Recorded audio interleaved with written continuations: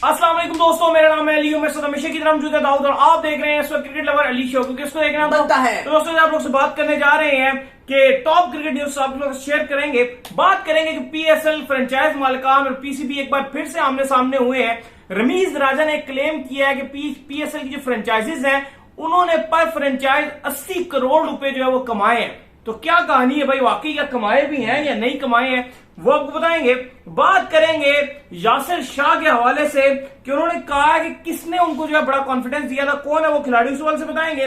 बात करेंगे Daniel Vettori के हवाले से, उनका बड़ा स्टेटमेंट आया बाबर आजम को लेकर, क्या कहना उनका वो आप लोग से शेयर करेंगे। बात करेंगे एक बच्चा इंडियन चैनल पे बैठा हुआ था, इरफान पठान ने उससे पूछा हु इज बेस्ट क्रिकेटर, तो उन्होंने किसका नाम लिया, किसका उन्होंने कहा कि इसमें कौन नंबर 1 है क्रिकेटर, उस सवाल से आपको बताएंगे। और बात करेंगे शान मसूद ने बड़े बड़े रिकॉर्ड तोड़ दिए काउंटी में, वो भी आप लोगों से शेयर करेंगे। तो अगर आप हमारे चैनल पर नहीं और पहली दफा आए चैनल को लाजमी सब्सक्राइब करना, साथ लेके बेल आइकन बजाना भूलिएगा। तो बात का आगाज करते हैं नमून खबर के साथ। आजकल ज्यादातर जो लोगों का जोर है वो मंडियों की तरफ है। मंडी की तरफ लोग जो वो जा रहे हैं। मैं भी 2-3 बार तो ऑलरेडी हो आया हूँ, लेकिन मसला यह है कि काफी ज्यादा जानवरों में जो है वो बीमारी जो आई हुई है, जो स्किन की जो बीमारी है वो बड़ी खतरनाक किस्म की जो है वो इस बार साबित हो रही है। तो जब भी जाएं, मंडी भी जाएं या जानवरों के पास जाएं, तो ध्यान से जाइए, थोड़ा हाथ ज्यादा मत लगाएं। जब आप ले लें जो बिल्कुल आपको पता हो क्लियर है, फिर उसके खाली उसको प्यार करें, वरना करीब मत जाएं। ऐਵੇਂ हर किसी के जानवरों को ऐसे प्यार ना करें। अगर आपको यकीन हो कि ये ठीक है तब भी जाएं, और उसके बाद हाथ जरूर धोएं लाजमी। बिल्कुल। तो नंबर 1 खबर जो आ रही है हमारे पास वो आ रही है पीएसएल फ्रेंचाइजीज को लेकर। तो एक बार फिर से जो है फ्रेंचाइज मालिकान और जो पीसीबी आमने सामने आया। अच्छा, कोई भी क्लेम कर दे ना पीसीबी या कोई भी बात रमीज राजा कर दे, फ्रेंचाइजीज आगे उसको डिले कर देती हैं। क्या वजह? देखिए, रमीज राजा ने कहा था कि तकरीबन 810 मिलियन फ्रेंचाइजीज ने इस पीएसएल से कमाया है। तो फ्रेंचाइजीज आई और वो कहती हैं जी ऐसा कोई सच नहीं है, क्योंकि उनका सबसे पहले मानना यह है कि 400 से 500 मिलियन 400 to 500 मिलियंस वो कहती हैं हमारा ये खर्चा है, जिसमें होटल्स बुकिंग, फिर खिलाड़ियों के खर्चे उठाना, उनको ट्रैवल करवाना, हर किसी को 5 स्टार होटल की फैसिलिटी देना, एयर टिकट देना, उनको जहां भी जिस भी कंट्री से होते हैं, या अगर पाकिस्तान में भी किसी शहर से हैं तो उसके बाद उनको बुलाना। वो कह रहे हैं जी हमारा इतना ये खर्चा है 400 से 500 मिलियन। तो वो कहते हैं कि ये पीसीबी ने काउंट नहीं किया। फिर दूसरी तरफ वो एक बात कहते हैं कि जैसे 2 फ्रेंचाइजीज हैं जो इस टाइम प्रॉफिट में है, एक कोयटा ग्लैडिएटर्स और एक इस्लामाबाद यूनाइटेड। ये इसलिए क्योंकि ये दोनों फ्रेंचाइजीज की जो सालाना फीस है पीसीबी जो लेता है वो बहुत कम है, इन दोनों की बहुत कम है। लेकिन आपको पता है कि मुल्तान सुल्तान क्योंकि बाद में बिकी है, बल्कि ये तो फिर एक बार एक तो आई भी लेट, तो इसका रेट भी हाई था, और ये तकरीबन 1 बिलियन से भी ज्यादा इसका प्राइस है जो सालाना देना होता है। ये नुकसान में जा रहे हैं अभी, ये बहुत नुकसान में, लॉस में, क्योंकि कराची किंग्स पहले सबसे आपकी मोस्ट एक्सपेंसिव फ्रेंचाइज कराची थी, सेकंड नंबर पे लाहौर थी। लेकिन मुल्तान चूंकि बाद में आई थी, उस टाइम पीएसएल एक ब्रांड बन चुका था, तो वो बहुत एक्सपेंसिव थी। फिर जब सेकंड टाइम जब तरीन ग्रुप ने खरीदा है, यानी कि जो तरीन के पास है, ये आपको पता है उनकी फैमिली के पास है मुल्तान की ओनरशिप, अब तो ये तकरीबन 1 अरब से भी ज्यादा की इसकी अमाउंट है जो हर साल इनको पीसीबी को देना पड़ता है। ये तो खैर बहुत लॉस में है।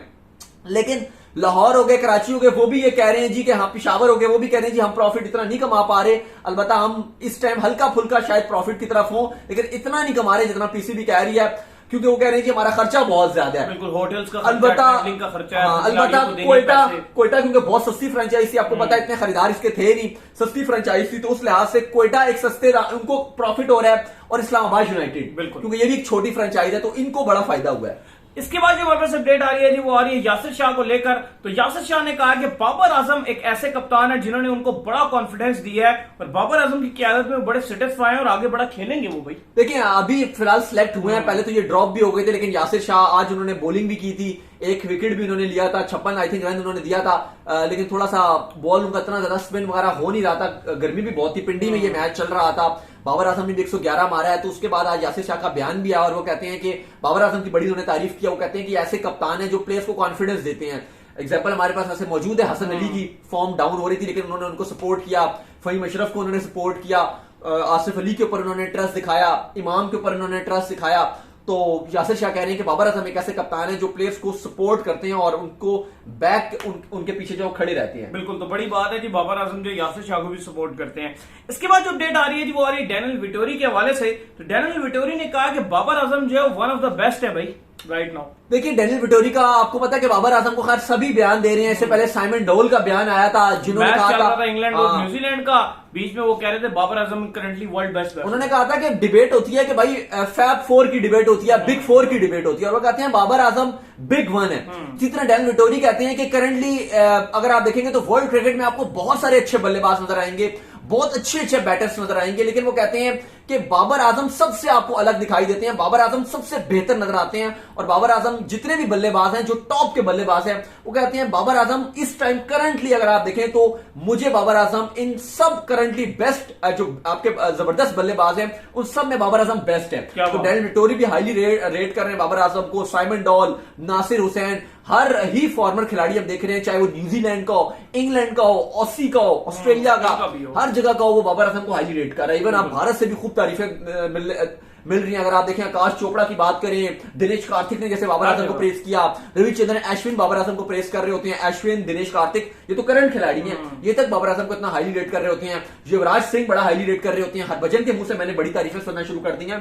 तो ऐसा नहीं है, हर जगह से बाबर आजम को तारीफें मिल रही हैं। करंटली लास्ट शो हमारा था उसमें हमने बात की थी कि बाबर आजम ने विराट कोहली का वो 1013 दिन तक T20 रैंकिंग में जो रिकॉर्ड था मोस्ट डेज का, वो भी तोड़ दिया बाबर आजम ने। 1028 दिन तक लगातार बाबर आजम नंबर 1 बल्लेबाज रह चुके हैं। तो बाबर आजम दिन ब दिन आगे जा रहे हैं। बिल्कुल। इसके बाद जो वापस अपडेट आ रही है जी, वो आ रही है एक बच्चे के हवाले से। तो बच्चा जो है वो एक इंडियन चैनल पर बैठा हुआ था, जहां इरफान पठान ने जो है उनसे सवाल पूछा खिलाड़ी के हवाले से कि इस वक्त नंबर 1 खिलाड़ी कौन है राइट नाउ ना। तो उन्होंने कहा कि मेरे लिए तो बाबर आजम जो है इस वक्त नंबर 1 खिलाड़ी है। तो उन्होंने आगे से कहा विराट नहीं है, विराट, उन्होंने कहा नहीं विराट नंबर 2 पे आते हैं, बाबर नंबर 1। उन्होंने सवाल ये किया इरफान पठान ने कि क्यों ना बाबर को जो है वो आप नंबर 2 पे रख लें, विराट को नंबर 1 पे रख लें। उन्होंने कहा कि नहीं, जो बाबर आजम जिस तरह के खिलाड़ी हैं, जो उनकी टेक्निक है, वो कहते हैं जी बाबर ही मेरा फेवरेट प्लेयर है। तो बच्चे मन के सच्चे हैं और इस टाइम बहुत हाईली प्रेस मिल रहा है बाबर आजम को। ये वीडियो बड़ी ट्रेंडिंग पे गई है उनकी, जब स्पेशली पाकिस्तान हर जगह से बाबर आजम को प्रेस मिल रहा है। लेकिन देखिए फिर भी मैं ये समझता हूँ कि कंपैरिजन ठीक है, वो एक पसंद होती है हर किसी की,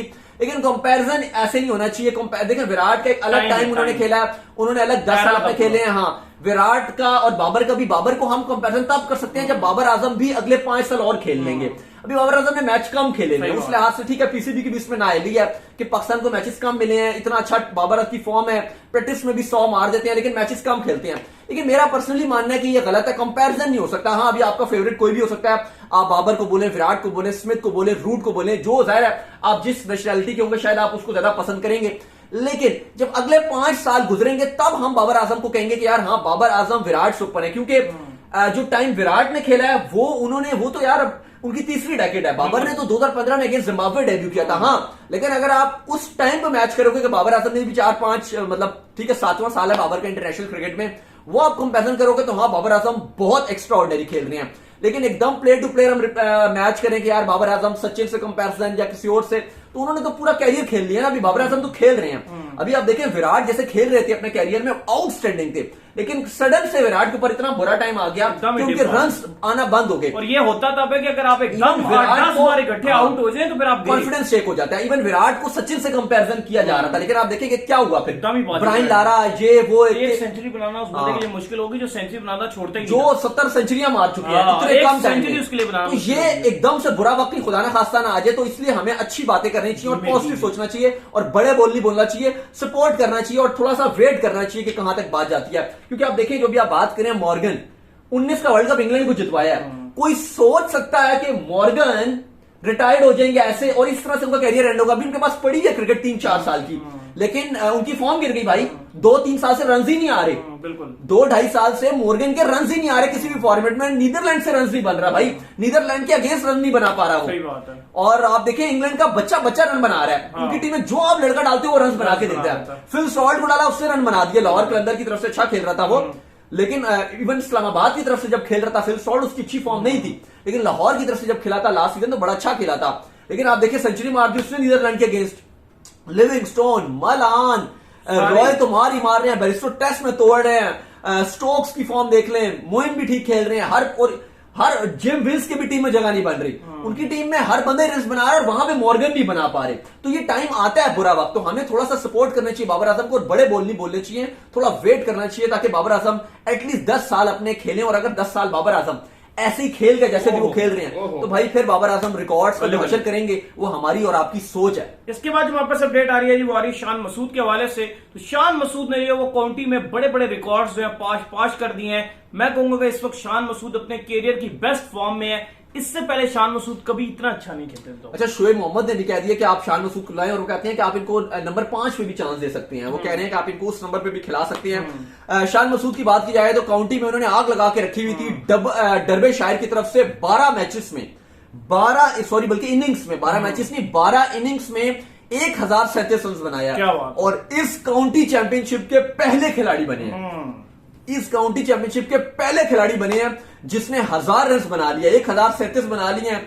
इसके अलावा शान मसूद ने इस कैलेंडर में 2022 के कैलेंडर ईयर में 2000 रन भी मुकम्मल कर लिए हैं। कैलेंडर ईयर में 2000 प्रोफेशनल रन वो भी मुकम्मल कर लिए हैं। और 5th पाकिस्तानी बल्लेबाज बने हैं, 5th पाकिस्तानी बल्लेबाज जिसने एक कैलेंडर ईयर में 2000 रन मुकम्मल किया हो। इससे पहले हमारे बाबर आजम ने भी ये किया हुआ है, मोहम्मद यूसुफ ने भी ये किया हुआ है, इंजमामुल हक ने भी ये किया हुआ है, सईद अनवर ने भी किया हुआ है। लेकिन मोहम्मद यूसुफ ने ये कारनामा 3 बार अंजाम दिया, 3 बार। बाकी सब ने एक एक बार किया हुआ है। और शान मसूद ने भी अभी इस एलीट क्लास में अपना नाम लिखवा लिया है जब उन्होंने 1037 रन तो बनाया और साथ ही प्रोफेशनल अपने 2000 रन कंप्लीट कर लिए हैं। तो उम्मीद करते हैं कि आज हमारे शो आपको आएगा पसंद आया। आप तो वीडियो को लाइक कीजिए, हमारे चैनल को सब्सक्राइब कीजिए, साथ लगे बेल आइकन को बजाइए और एक और काम कर लीजिए और वो ये कर लीजिए कि आप इनको इंस्टाग्राम में मुझे फॉलो कर लीजिए। वहां पे मैं मौजूद हूँ दाऊद क्रिकेट के नेम से। अगर आपको कोई सवाल हो तो भेजिएगा, इनको भी फॉलो कर लीजिए। क्रिकेट लवली ऑफिशियल के नाम से लिंक डिस्क्रिप्शन में जाइए, फॉलो कीजिए। गुड नाइट, अल्लाह हाफिज़, स्लीप।